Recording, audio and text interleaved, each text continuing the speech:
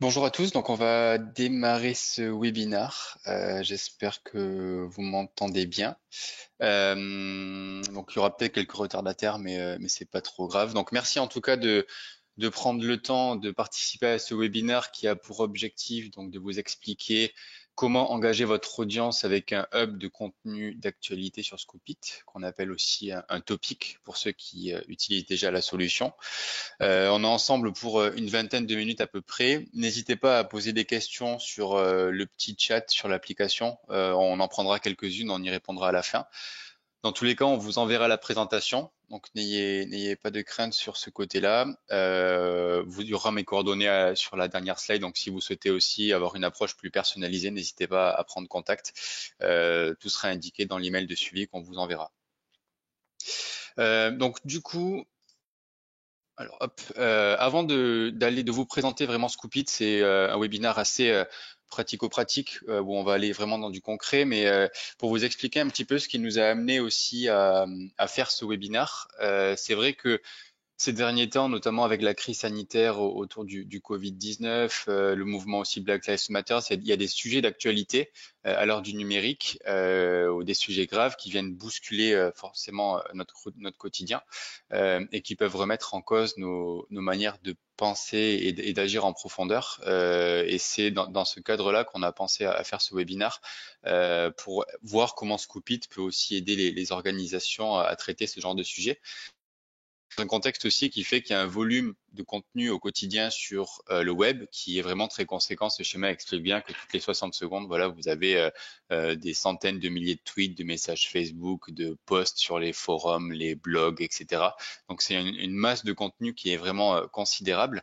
Et on s'est amusé avec l'équipe à mesurer un petit peu justement ces tendances. Donc là, vous voyez, c'est un graphe ici qu'on a récupéré de Radarly, qui est un outil de social listening, un outil qui écoute les réseaux sociaux, qui est proposé par Linkfluence, qui fait partie du même groupe que Scoopit. Et en fait, on a juste voulu analyser les mots-clés qui parlent du Covid-19, les discussions qui parlent du Covid-19 sur les 6 derniers mois. Et donc, on voit bien sur cette courbe en violet, en fait, qu'au début d'année, quasiment personne n'en parlait et qu'au fur et à mesure que la crise sanitaire se développait, les discussions parallèlement augmentaient aussi sur les réseaux sociaux avec aujourd'hui 185 millions. Ah, vous voyez pas les slides à l'écran, on me dit. Alors attendez, est-ce que vous pouvez me dire si les personnes voient les slides à l'écran ou si François est le seul? Ok, vous voyez bien. Donc visiblement François, ok. François, vous êtes seul à pas voir l'écran. Merci pour les infos. Donc oui, ce que je disais, effectivement, donc ce graphe montre bien l'importance et le volume de contenu à traiter sur ce sujet-là.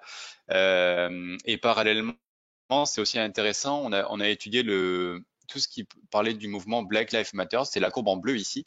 Et donc du coup, on voit que forcément en début d'année, il y a toujours eu des discussions sur ce sujet-là parce que c'est un sujet qui est beaucoup plus ancien. Et que au mois de juin, avec les événements notamment qui ont lieu aux États-Unis, les discussions sur cette thématique-là ont augmenté et parallèlement les discussions sur le Covid ont diminué. Donc c'est vraiment hyper important d'être au courant de ce qui se passe, de pouvoir analyser tout ça. Et forcément, les marques et les entreprises doivent prendre position et expliquer voilà, sur les challenges, tous ces sujets d'actualité, de société, les décrypter au mieux. Et donc l'objectif de ce webinaire, c'est voilà, de voir comment mettre en place une veille efficace avec Scoopit, comment adapter cette veille aussi aux besoins de vos audiences, comment les engager, comment distribuer cette veille, la mesurer aussi, et la rendre active, forcément, avec ce volume de contenu et cette dynamique. On voit que les tendances peuvent changer du jour au lendemain avec un sujet qui va en bousculer un autre. Donc, c'est dans ce contexte-là qu'on va vous présenter Scoopit. Et donc, une rapide slide qui explique ce que fait Scoopit. Donc certains d'entre vous connaissent déjà, mais Scoopit, donc c'est un outil de curation de contenu. On aime bien utiliser ce schéma parce que ça explique bien les trois tendances. Donc Scoopit a pour vocation de vous aider à découvrir du contenu sur le web, à le sélectionner et l'éditorialiser. Donc ça, c'est vraiment le cœur de métier de la curation. Vraiment y apporter son avis d'expert, puis le distribuer. Donc on peut le distribuer sur un topic Scoopit, donc ce fameux hub de contenu, sur les réseaux sociaux, par newsletter, sur un site web, un intranet, etc. Et donc là, voilà, vous avez mon adresse mail si jamais vous souhaitez prendre contact, mais je vous enverrai cette rapide présentation. La suite de la démo étant beaucoup plus orientée sur vraiment l'outil Scoopit, un peu comme une petite démo, comme ça vous permettra de voir un petit peu le fonctionnement pour ceux qui connaissent ou qui connaissent un peu moins. Donc ici, vous voyez en fait la page d'accueil donc de Scoopit. Vous voyez bien la page d'accueil, oui. Hop. Donc du coup, sur cet espace-là, en fait, j'ai accès aux différents topics que je vais gérer, et donc notamment un topic sur l'actualité coronavirus, qui pour le coup a été créé en fait par l'équipe Scoopit pour se tenir informé sur les différents sujets. Donc on a créé ça au début de la crise sanitaire. Et la vocation était vraiment de rester informé. On a créé un en anglais, un en français, de rester informé sur cette thématique-là.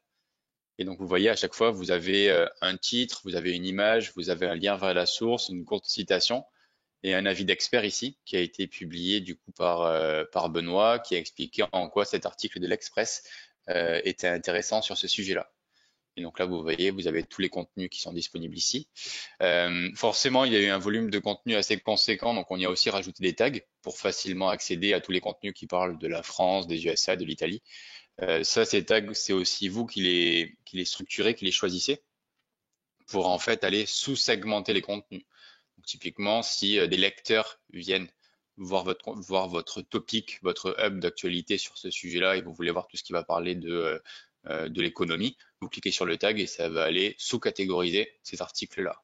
Donc c'est intéressant, surtout quand vous avez un volume de contenu assez conséquent. Ça permet que les lecteurs puissent facilement accéder à tous les contenus qui vont parler d'une sous-catégorie. C'est un peu lent à charger, je pense, avec le webinaire qui est en cours. Donc voilà, l'idée, c'est vraiment de pouvoir structurer, faire un peu comme une revue de presse avec tous les articles que vous trouvez au quotidien, et tout en sachant que sur chacun des topics, des hubs de contenu, donc je vais continuer à appeler un topic, mais un topic, gardez bien en tête que c'est un hub de contenu d'actualisé. Vous avez ici accès à toutes les fonctionnalités, et notamment la partie configuration ici, tout en sachant que, petite info, vous voyez que tout est marqué en anglais, donc topic, settings, etc., que la traduction de Scoopit est en cours et que d'ici quelques semaines, vous aurez la possibilité de tout avoir en toute ergonomie. Vous pourrez choisir est-ce que vous souhaitez avoir Scoopit en anglais ou en français.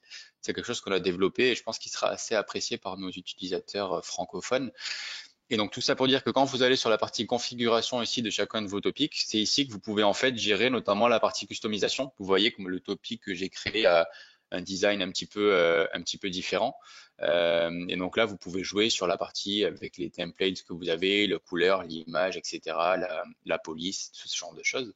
Donc, vous pouvez vraiment un peu customiser comme si c'était un mini site web. Et sur les autres parties sur la configuration, vous pouvez aussi jouer sur le niveau, euh, ici vous voyez, donc sur le niveau collaboration. Donc ça, c'est une fonctionnalité disponible avec la version entreprise. Vous voyez ici, nous, on est 5 à aller animer ce topic justement, pour chacun y apporter voilà, sa pierre à l'édifice, faire de la veille au quotidien. Et vous pouvez aussi jouer sur le niveau de privatisation. Donc là, mon note topic, il est public parce que forcément, il a pour vocation d'être visible de tous.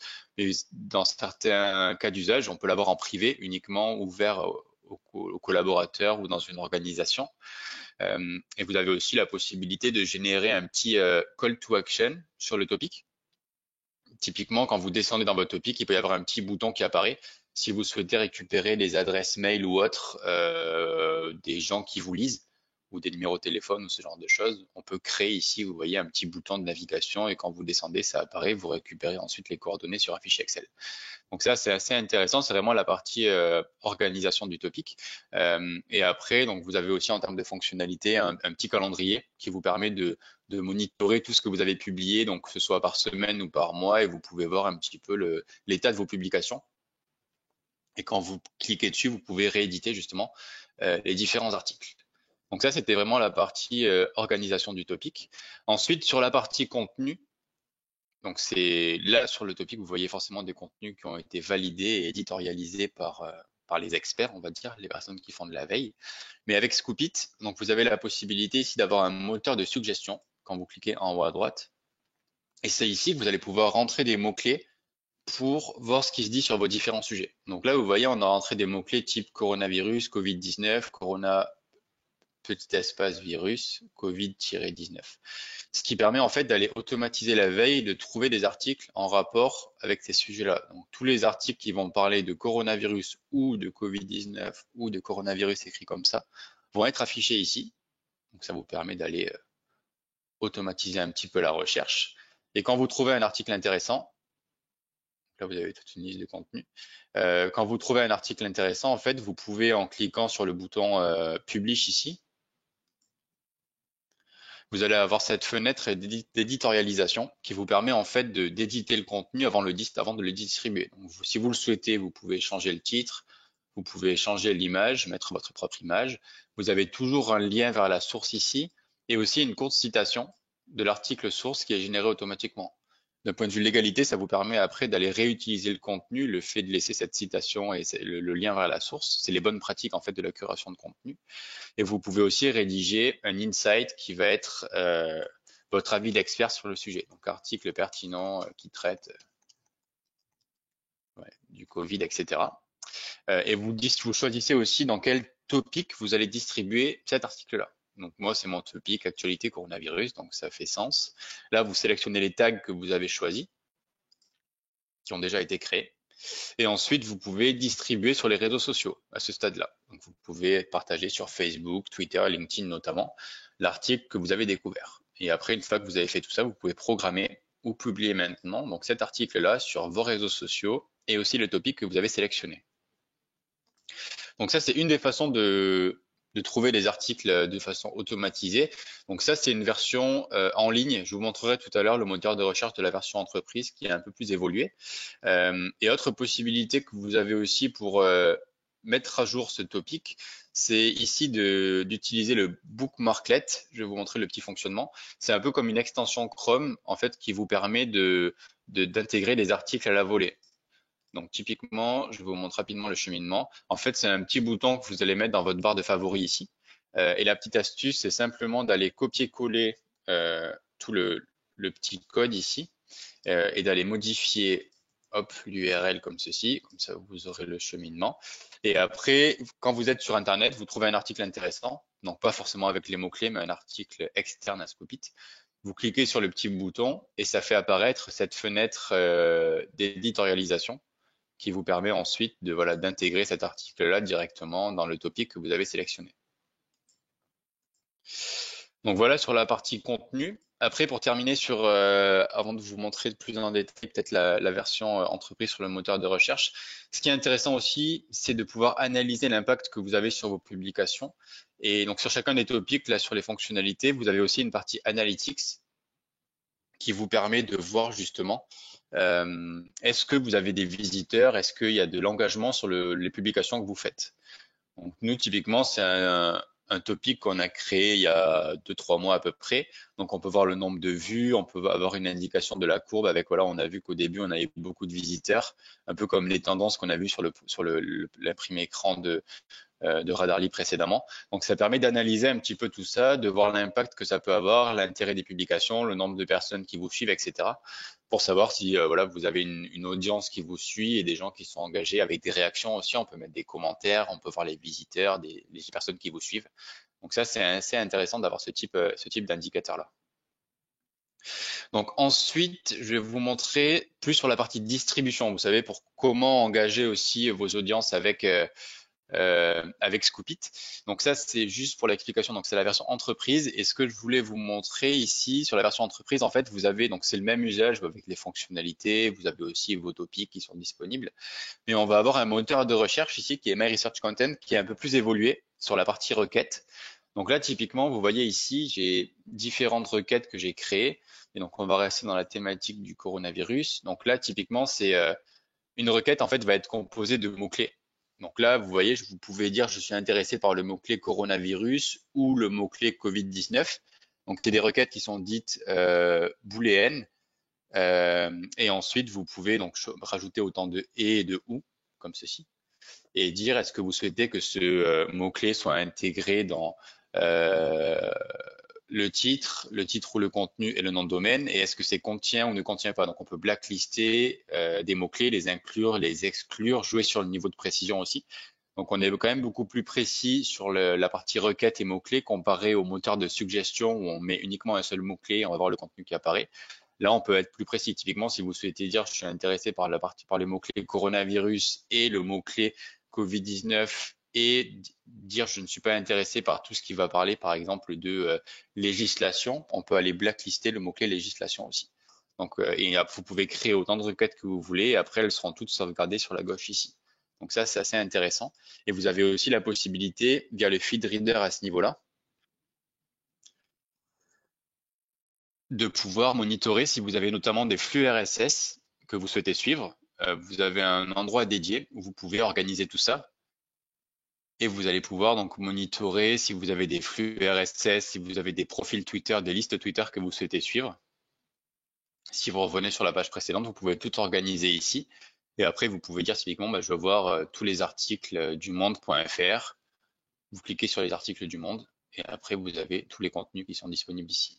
Et toujours pareil avec cette fenêtre d'édition qui permet, quand vous publiez, d'aller éditer le contenu et le distribuer sur les topics et les réseaux sociaux.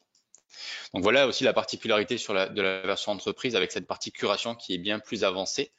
Et une autre fonctionnalité très intéressante, on parlait de comment engager vos audiences et la newsletter, ça reste un moyen assez efficace de pouvoir engager les audiences sur différents sujets. Donc en fait, vous avez différents templates qui existent dans la solution. Donc vous pouvez en fait créer une newsletter en choisissant des templates qui sont définis. En général, on crée aussi un template aux couleurs de l'organisation pour que ce soit vraiment au niveau de votre charte graphique, que ce soit cohérent par rapport à tout ça. Donc là, c'est en fonction de si vous souhaitez avoir une colonne, deux colonnes, trois colonnes, etc. Vous pouvez faire votre choix. Et une fois que vous avez sélectionné en fait une newsletter, vous avez le template sur la droite. Vous avez tous vos articles de curation, tous vos articles de veille sur la gauche ici, que vous pouvez filtrer par topic par exemple, que vous pouvez filtrer par titre, par tag, choisir les articles qui n'ont jamais été partagés par newsletter. Et après, en fait, avec un glisser-déposer, vous pouvez aller créer votre newsletter en 2-3 secondes. Vous mettez vos 4 articles intéressants. Donc là, vous voyez, j'ai créé ma newsletter. J'ai mis mes 4 articles pertinents. Vous pouvez rééditer les articles ici si vous le souhaitez, rajouter un peu de texte, etc. Vous avez aussi un bouton de partage sur les réseaux sociaux. Si vous souhaitez, par exemple, distribuer ce contenu en interne à votre équipe commerciale pour qu'ensuite les commerciaux puissent partager directement sur leur profil LinkedIn pour faire une stratégie de social selling, c'est largement envisageable. On peut aussi intégrer des articles originaux que vous avez rédigés vous-même, rajouter des onglets texte, des onglets images, etc. Customiser ici sur la partie style, si vous souhaitez changer le titre, l'image, tout est entièrement modifiable. Et après, une fois que vous avez fait tout ça, donc il y a des connecteurs qui existent avec Mailchimp où vous pouvez aussi récupérer un code HTML, ce genre de choses. Mais vous avez aussi la possibilité d'aller créer une campagne ici directement dans Scoopit à ce niveau-là. Vous pouvez créer vos listes de diffusion. Donc vous dites, je veux l'envoyer à telle ou telle audience, mes prospects, mes clients, mon équipe en interne. Vous rajoutez le sujet dédié, le nom, voilà tout ce qui se fait traditionnellement dans un outil d'envoi d'email. Et une fois que vous avez fait tout ça, vous pouvez le programmer et l'envoyer à un instant T ou plus tard à la liste que vous avez sélectionnée. Ce qui vous permet vraiment de centraliser la totalité de la création et de la diffusion de la newsletter. C'est ça qui est intéressant. Ça m'a pris quelques secondes de créer ma newsletter, puis après je peux l'envoyer directement à la liste de contacts que j'ai sélectionnée. Et après, une fois que j'ai fait ça, toujours dans une optique de mesure, je peux aller voir sur mes différentes campagnes que j'ai envoyées ici et avoir une indication analytics, à savoir le taux d'ouverture, le taux de clic, le nombre d'ouvertures, où est-ce que les gens ont cliqué, etc. Pour analyser l'impact et voir si justement les gens sont intéressés par les newsletters que je vais envoyer. Et je peux gérer ici à ce niveau-là sur la partie récipient les différentes listes de contacts ici, vous voyez, pour voir voilà qui sont les personnes qui sont intégrées dans mes listes de diffusion. On gère aussi les désinscriptions si des gens veulent se désinscrire. Donc ça, c'est une fonctionnalité qui est assez utilisée par nos clients pour distribuer du contenu de veille assez facilement à différents types d'audience. Et une optique de diffusion, il est aussi possible d'intégrer en fait un flux de veille sur un support externe. Donc ça, c'est un autre topic sur le sujet de la transformation digitale, à contrario du coronavirus que j'ai montré précédemment. Et ici, vous avez un onglet intégration qui vous permet en fait d'intégrer un support directement sur un site web. Donc par exemple, si vous avez un site WordPress, vous pouvez connecter à WordPress et vous pouvez aussi générer en fait une fenêtre automatisée où vous dites je veux afficher les 24 ou les X derniers articles et vous pouvez customiser un petit peu tout ça. Et ça fait apparaître en fait une fenêtre automatisée avec un contenu de veille ici. Donc ça, c'est aussi utilisé si vous avez un intranet, par exemple, où vous allez pouvoir intégrer un flux de veille automatisé sur un intranet. Et à chaque fois que votre topic est mis à jour, cette fenêtre sera aussi mise à jour. Donc c'est assez intéressant de pouvoir générer tout ça pour aller engager vos audiences, que ce soit sur un site web ou sur un intranet, avec du contenu de qualité que vous allez pouvoir publier. Et après, vous retrouvez les mêmes fonctionnalités ici, Analytics, calendrier, etc., qui sont disponibles dans tous les topics, que ce soit dans la version précédente ou dans celle-là. Donc voilà pour ce tour d'horizon de Scoopit. Donc dans un premier temps, voilà, c'était assez orienté sur un exemple concret avec le topic coronavirus qu'on a créé ici et qui nous a été utile pour communiquer et pour faire une revue de presse assez dynamique sur ce sujet-là et sur les différents sujets d'actualité, avec après un axe assez important de distribution, que ce soit sur les réseaux sociaux, sur une newsletter ou aussi intégrer un flux de veille sur un site web, sur un sujet qui pouvait être assez complexe à appréhender au vu du volume de contenu qui était publié tous les jours et aussi de la validation et de la pertinence des sources qui étaient proposées. Donc donc il y a pas mal de questions. Alors attendez, je vais regarder un petit peu.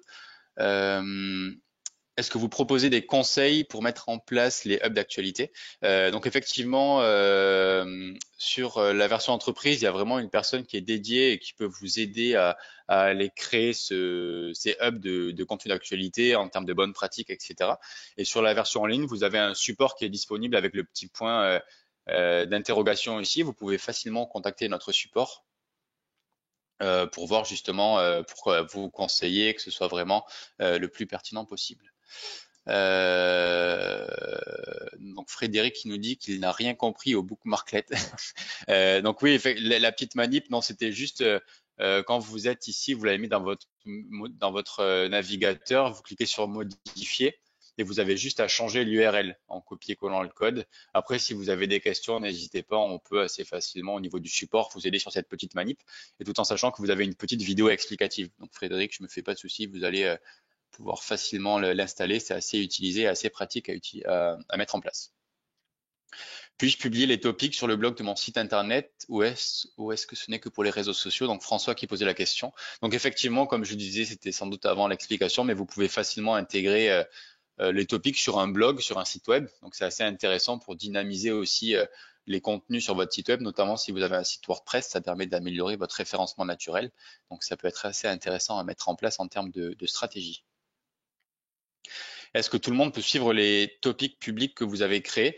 Donc oui, après ils sont accessibles en fait publiquement, donc tout le monde peut les voir. Après, si vous souhaitez engager, en sachant si vous voilà, souhaitez faire des commentaires ou autres sur les topics, il faudra vous créer un compte. Si vous souhaitez aussi suivre les publications, il faudra vous créer un compte et intégrer la communauté Scoopit. Mais sachez que c'est faisable. C'est aussi l'objectif que des gens puissent suivre ce que vous faites, être abonnés, etc. sur les topics que vous créez. J'ai le sentiment que LinkedIn pénalise la curation de contenu via Scoopit. Concrètement, y a-t-il moins d'engagement? Qu'en pensez-vous? Donc ça peut être une question un peu technique par rapport à LinkedIn. Pénalise la curation, pas vraiment. Après, c'est vrai que LinkedIn, sur la partie recherche de contenu, est un réseau social qui peut être aussi assez fermé. Donc on peut avoir certaines problématiques pour récupérer du contenu de LinkedIn. Mais après, non, il n'y a pas de pénalité parce que forcément, après, plus vous partagez de l'engagement sur LinkedIn et sur les réseaux sociaux, meilleur sera votre engagement. Après, sur LinkedIn, il y a aussi des bonnes pratiques à savoir et à mettre en place pour l'engagement, mais ça, c'est un autre débat. Donc, après, dernière question, la curation nécessite d'être quand même d'être assidu. Est-ce que Scoopit dispose d'une appli mobile pour faciliter le travail? Donc effectivement, on a une application mobile sur iPhone et sur Android qui ont été remises à jour donc en début d'année. Donc je vous invite à les télécharger et à nous faire des retours si vous en avez. Mais vous pouvez très facilement découvrir des articles et après les intégrer dans les topics avec un petit bouton qui peut s'installer sur votre téléphone mobile. Donc ça c'est assez pratique et avec une utilité qui est de plus en plus mobile. On trouvait intéressant justement de les remettre au goût du jour et de les voilà, de les redévelopper. Donc ça a été fait. Donc je vous invite fortement à les utiliser et à nous faire vos retours sur l'utilisation que vous en aurez. Donc voilà sur les différentes questions. Donc n'hésitez pas à reprendre, on vous enverra à tous la présentation et n'hésitez pas à reprendre contact avec nous si vous avez des questions pour continuer les échanges. Voilà, merci beaucoup à tous, à bientôt.